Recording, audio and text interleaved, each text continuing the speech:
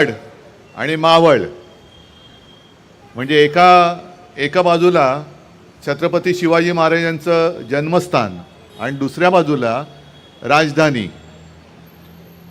आणि अशा या छत्रपतींच्या जिल्ह्यामध्ये आपला हक्काचा पवित्र भगवा फडकणार नाही तर दुसरं कोणतं फडकं फडकणार.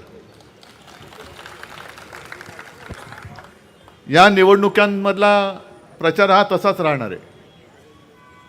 कारण आजपर्यंत असं काही नाही की या देशात ही पहिली निवडणूक होते. पण कदाचित पुन्हा जर का भारतीय जनता पक्षाचं सरकार चुकून आलं तर ही या देशातली शेवटची निवडणूक ठरेल.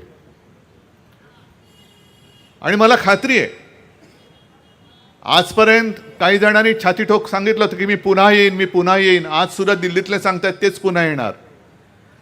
पण पुन्हा येणारे अगदी स्वतःच्या घरामध्ये जातात, ते पुन्हा लोकसभा किंवा विधानसभेमध्ये येऊ शकत नाहीत.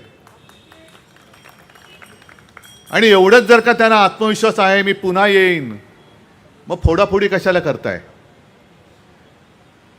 पक्ष फोडला एकतर तुम्हाला म्हणजे भारतीय जनता पक्षाला संकटामध्ये ज्या पक्षांनी साथ सोबत दिली त्या शिवसेना प्रमुखांनी आणि शिवसेना प्रमुखांच्या शिवसेनेला तुम्ही संपवायला निघालात. एवढे नतद्रष्ट मला नाही वाटत या राज्यामध्ये आणि या देशात राजकारणी यापूर्वी जन्माला आले असतील. जर शिवसेना नसती आणि शिवसेनेने तुम्हाला खांद्यावरती बसवून महाराष्ट्र फिरवला नसता तर आज तुम्हाला खांदा द्यायला सुद्धा 4 लोक जमली नसती. ही तुमची परिस्थिती होती आणि तीच वेळ आता परत आलेली. इथल्या खासदारांनी गद्दारी तर केलेलीच आहे, त्याला तर आडवा करायचाच कोणत्याही परिस्थितीत करायचा. पण दुसरी लोक जे सरकार सर्व पक्षीय